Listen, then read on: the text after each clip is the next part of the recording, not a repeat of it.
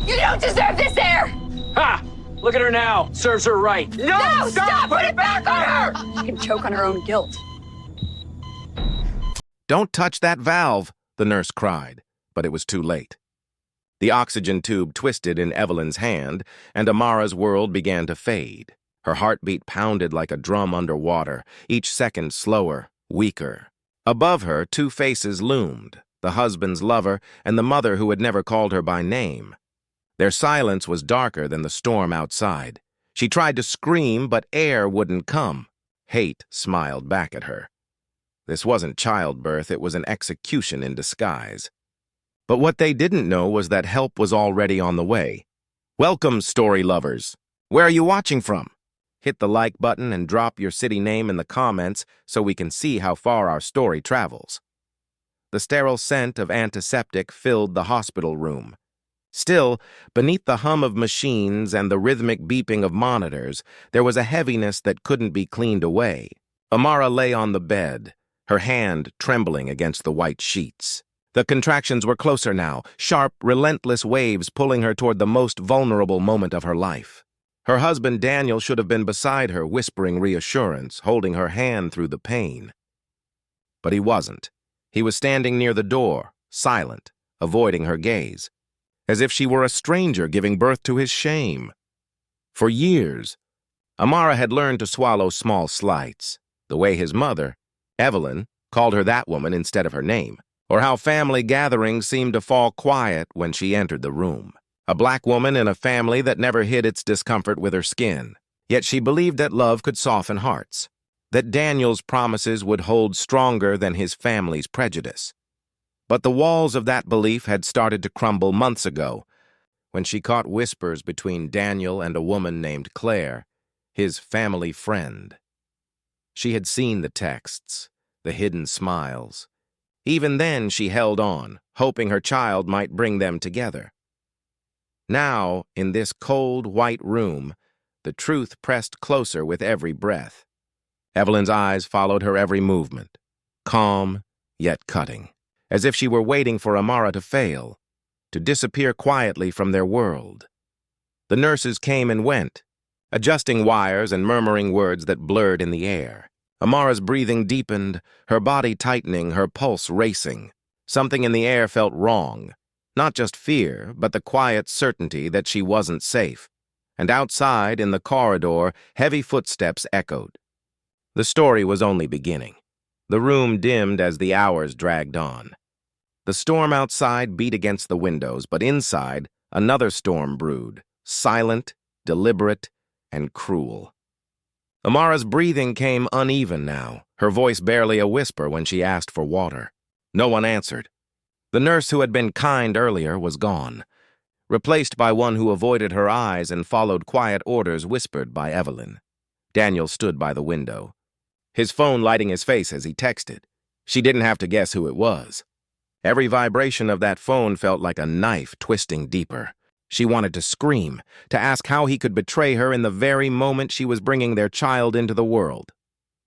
But exhaustion pinned her down. The pain, the betrayal, the cold detachment, it all blurred into one unbearable ache. Evelyn moved closer, her expression calm, almost composed. "You should rest," she said softly, though her voice carried no warmth. The older woman's hand brushed the oxygen tube gently, too gently.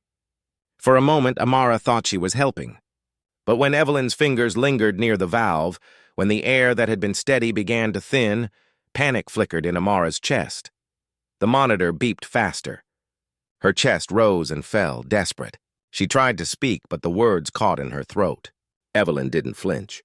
Daniel turned finally, confusion creasing his brow, but before he could move, the door opened. Claire stepped in, his lover. Her presence in this moment was an insult so sharp it made Amara's stomach turn.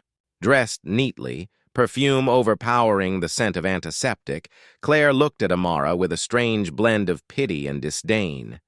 "How is she?" she asked softly, as if she had any right. Evelyn's lips curved faintly. "Struggling. The baby's taking a toll on her." The words were sharp, cutting through the fog of fear in Amara's mind. She realized then It wasn't concern they shared, it was anticipation.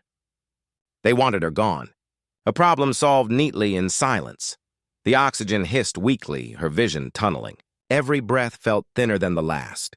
She tried to move, but her limbs felt heavy, her strength slipping away. Her baby kicked, a faint reminder that she had something worth fighting for. Then, through the haze, she saw Daniel's hesitation. His phone buzzed again, Claire's eyes urging him to stay quiet. He froze, torn between guilt and cowardice. The machines shrieked suddenly, alarms blaring. Evelyn's hand darted to fix the tube, pretending to help.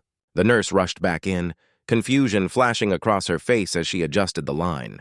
Oxygen returned, filling Amara's lungs with burning relief. But even as she gasped for air, she saw the truth in Evelyn's eyes. This wasn't over. Outside, thunder rolled. Somewhere beyond those walls, fate was moving, a reckoning gathering strength. The night wasn't done with them yet. The sound of the storm was drowned out by the chaos inside the room. The monitors screamed again, louder this time as Amara's body convulsed from the lack of air. The oxygen tube had been pulled, this time deliberately, no pretense, no hesitation. Evelyn's face was cold, expressionless, while Claire stood frozen at her side.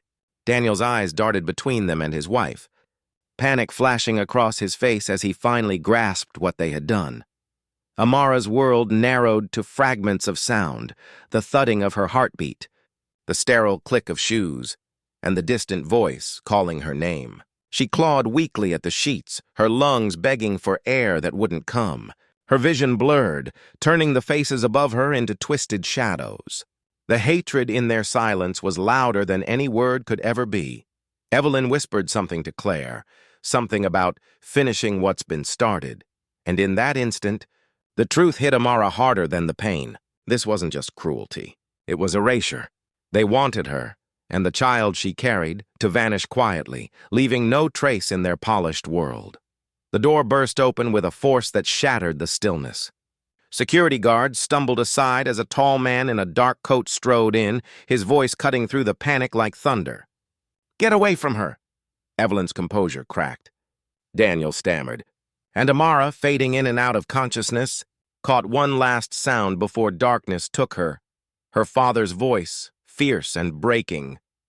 "Touch her again, and I'll destroy everything you built. Dear audience, where are you watching from? Drop your city name in the comments." When Amara awoke, the world was quiet, too quiet. The machines hummed beside her, steady now, filling the silence that once held her screams. Her father sat by her bedside, his large hand gently covering hers, eyes red with fury and grief. Around them, the air was heavy with consequence.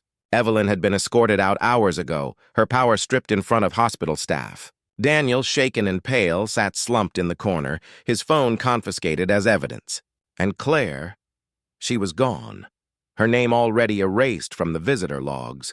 Her father's influence had moved faster than justice itself.